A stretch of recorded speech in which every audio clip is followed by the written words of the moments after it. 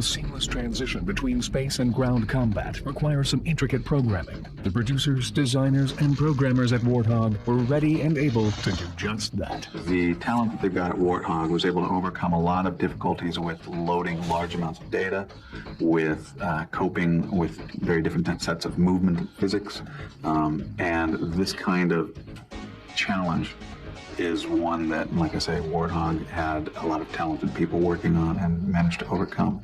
We wrote all the technology from the ground up. We're really incorporating two gameplay styles in one, so it's almost like creating two games. It's the seamless transition, you know, that's a big selling point.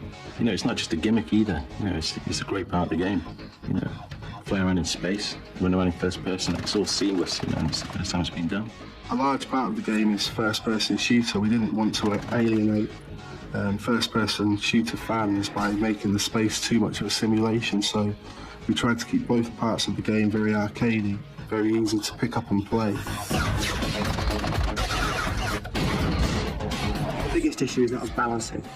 So you've got ships in space with very powerful weapons and guys on the ground with relatively weak weapons. So if you've got a guy with a pistol, there's no way he's going to be able to take out a craft. You fly in there, they're going to be shooting at you with a pistol, which is pretty ineffective. The reverse is worse. If you've got a drone or an enemy ship flying into a hangar and it's full of, say, the Rangers, a big problem with that is that he just fires one shot, takes out the entire room. For the player ship, we've had to try and put in gameplay mechanics so that you can't just fly into a hangar and take everybody out in the hangar.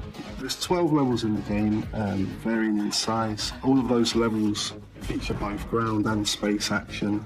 We've got really quite a lot of space action in some of them, and on others it's more a case of just flying around, investigating the area and landing the ship, but there is space action in all 12 of those levels. Another challenge when developing a game with space and ground action is creating a controller that functions the same in both worlds. What we have managed to do is actually keep the buttons in the same place, and, you know, like firing a gun is the same as firing a laser, and kind of steering your ship is the same as steering moving in the direction you want to walk about on the ground. It's what people have been waiting for. I play Space Combat Sims quite a lot. And you know, you'd get, you know, it was the next step. It's what you wanted to do, you know. You go, oh, wouldn't it be cool if I could land my ship on its planet, run around, you know, and you've gone and done it. The one thing I really want gamers to know about this game is that there's been a lot of work and a lot of effort that's gone into the title to create a completely seamless ground and space-based combat experience. What inspired Mace, Griffin, Bounty Hunter was a number of different things which come from things like novels, films, and other games. We were inspired by like the Western movies of Sergio Leone and the characters created by Clint Eastwood. We just wanted the classic movie hero, you know, no nonsense, you know, a man of few words but a man of action. Kind of saw him as like Lee Marvin, Point Blank. You know, it's a man with a mission. He's going to find out who betrayed him. This isn't the kind of career you go to school for. It's not the kind of job that you choose. It picks you. We wanted a very kind of broody, enigmatic, kind of solitary hero who was basically out for revenge.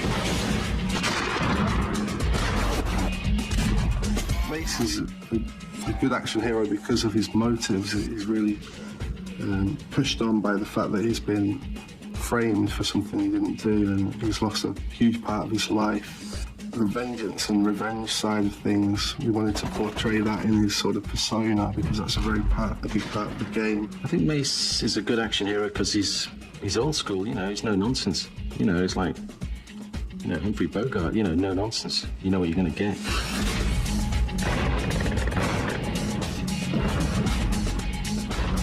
The action heroes that I like tend to have kind of two sides to them. You know, they're obviously doing the right thing, and they're on the side of good and truth and justice, if you like. But they have a darker edge to them. The same applies to Mace in our game. He has a bit of a darker, grittier edge to him, which I think is quite important.